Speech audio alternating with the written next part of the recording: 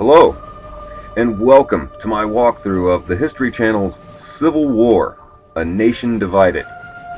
I'm going through these levels chronologically, in the order they actually took place during the Civil War, not necessarily the order you would play them in this game. Up next, we have the Battle of Fredericksburg. Christmas approaches, yet nothing could be less festive than the dreary weather towards the end of 1862. Displeased with the inactivity of McClellan, Lincoln directs Union General Burnside to go on the offensive and attack Richmond. Union guns shell Fredericksburg, setting the town on fire. The Union Army crosses the river and loots the city. Lee now has 75,000 men on the heights overlooking the burning city. Lee can't believe the Union would dare attack his well-fortified positions, but he misjudges Burnside's recklessness. The order is given. Burnside orders his men to attack Lee's two fronts.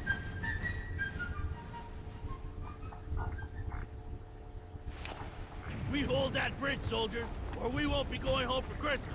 We'll be planted here till Judgment Day. When can we get this started? Everyone back home is counting on us. Now move! The Rebs have their reinforcements. We got no... Follow me or die where you stand. Don't forget me. You can still fight. Move! Now, this is the level of this game that I actually think is the most interesting. We will hold this position at all costs.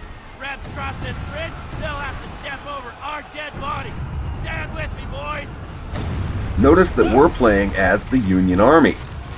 What makes that so interesting is that the Battle of Fredericksburg was a resounding victory for the Confederate Army, and a complete and utter disaster for the entire Lincoln administration. What General Burnside had planned to do was move his army to the Rappahannock River and erect pontoon bridges and cross his army over into Fredericksburg, and then follow the railroads all the way down to the capital city of Richmond, Virginia, and press his advantage against the Confederates. Which was a really good plan. And had it gone according to plan, they may have actually succeeded. The problem with that was, back in Washington, Chief of Staff Henry Howlett, who was the man solely responsible for making sure that these pontoon boats arrived on time, somehow managed to botch the job, and the pontoon boats arrived 10 days late. So needless to say, when Burnside and his army showed up, they didn't have any way to cross the river. So over here on the left, there's a soldier that's got the secret document for this level.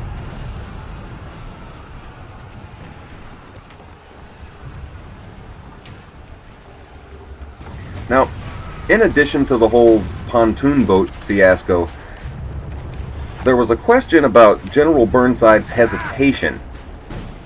He waited an entire 2 days before he crossed his army over into Fredericksburg, and there's some speculation as to why that is. General Burnside wasn't a man who was well known for being able to adapt to new situations as they arose, and it's entirely possible that since his original plan was botched,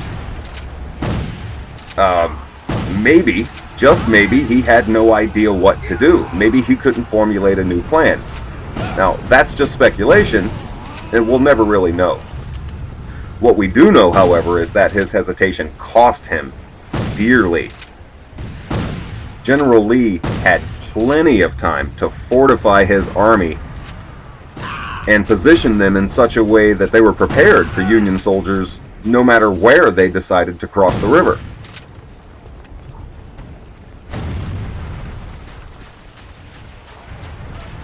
Now, up here to the right is our next objective. Real good. Damn, I can barely hear myself. You're gonna take out those cannon placements and anything that can kill a man. We've got the entire brigade coming through here, and they've got to be safe. Godspeed. Now, this burning house right here, right behind it, is the secret area for this level where we pick up some grenades. Those are going to be nothing but useful. But on the other side of this field, there's a Gatling gun pointed right at us. What we want to do is move this rock and try to stay behind this wagon. Oh, and it got us too, yeah. But that's alright, as we're in a much better position now. But another thing that's really interesting about this level is that anybody who just picked up this game and was playing through this level and wasn't really familiar with the Battle of Fredericksburg, this level would lead you to believe that the Union had held some type of victory in this battle, and nothing could be further removed from the truth. Ah! Oh, thank you, soldier. But if there was anything in this battle that even remotely resembled some type of victory for the Union Army, it would be right here at the south end of the battlefield. There was a brigade, a Union brigade, led by General George Meade. In the middle of all the smoke and the bombs, there was a large explosion that allowed his brigade to slip past the Confederates. And the funny thing about that is that they were given bad directions, and they ended up going down the wrong path. But as a result, they were able to come across a marshy area and exploit a huge gap in the Confederate line. A huge gap. It was like maybe 600 meters long. And as a result, they were able to kill Brigadier General Maxcy Gray and capture hundreds of Confederate soldiers. The problem is that they didn't have backup. They had seized the ridge, but they didn't have reinforcements to be able to hold it. So all of their efforts were then thwarted by Confederate soldiers led by Lieutenant General J. Anderson Early.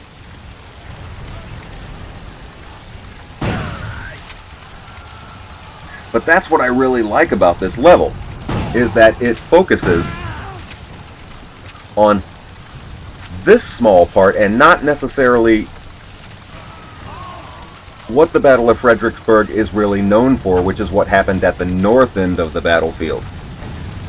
General Lee had positioned his men behind a stone wall at the top of Marye's Heights, and brigade after brigade after brigade of Union soldiers were sent towards the stone wall, and in the first 7 hours, 8,000 Union soldiers were just cut to pieces by Confederate fire.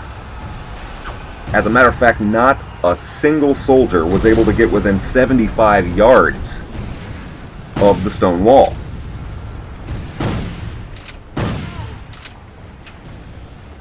This was a battle with as much bravery and dedication on the part of the fighting men as any battle in the Civil War, but it was also one of the most tragic.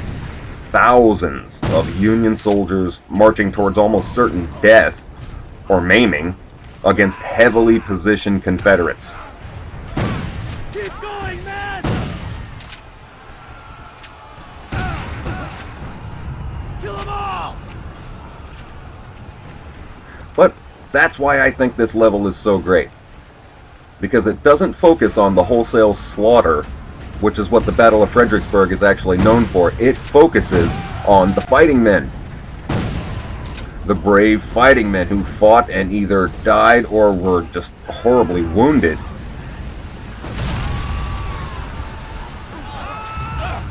Okay, that explosion, we barely got past that one.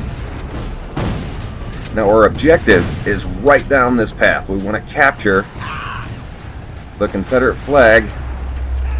Oh no, wait, what have I done? Oh no! Oh, I just backed myself into a corner and I hadn't reloaded yet. Oh, this is not good. Come on, get out of here. Oh wow, that was bad. Yep, sorry about that. But of course we're going to have Confederate soldiers coming at us behind us too.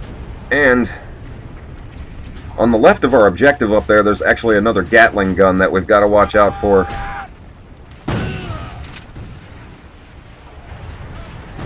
But on this day, it was only when the sun finally set that all further assaults were finally stopped. This battle ended basically because the sun went down.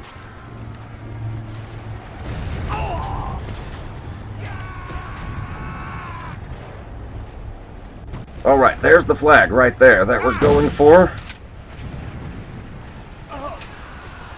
But clearly we've got Confederate soldiers that are barricaded pretty good, not only right here, but on the right side too.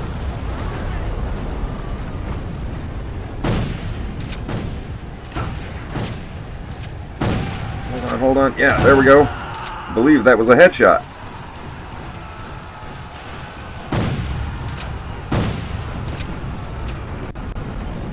And unlike the last level in this game,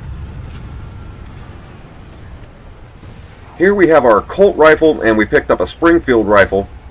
We also have our Colt pistol, and that's pretty much it. Unlike the last level, where we pretty much had access to any weapon we would have chosen.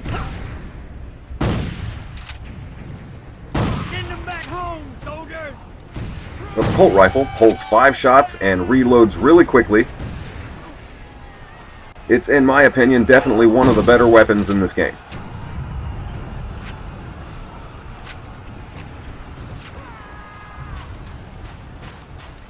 But I'll say it again. One thing I really appreciate about this level is that it did not focus on the wholesale slaughter that the Battle of Fredericksburg is actually known for. It showed respect to the fighting men who fought and either died or were maimed. So huge thumbs up to the developers at Activision for this job on this level. And thank you guys so much.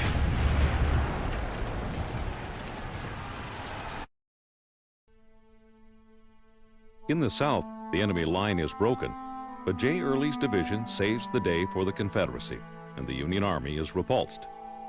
In the north, brigade after brigade attacks Mary's Heights, the bluffs overlooking the looted city. 14 assaults are beaten back before Burnside realizes his folly. That night, the temperature drops below freezing. Survivors build shelters with the bodies of the dead. They are encamped there all night and the rest of the next day before they are ordered to withdraw. Openly weeping, Burnside wants to personally lead a new charge, but his officers talk him out of it. The slaughter is horrendous. The Union loses 12,600 men, the South 5,300. Lee remarks, "Fortunately, war is so horrible. Otherwise, we could fall in love with it." The survivors finally limp back across the Rappahannock. What had the great sacrifice and lives accomplished? No one could say.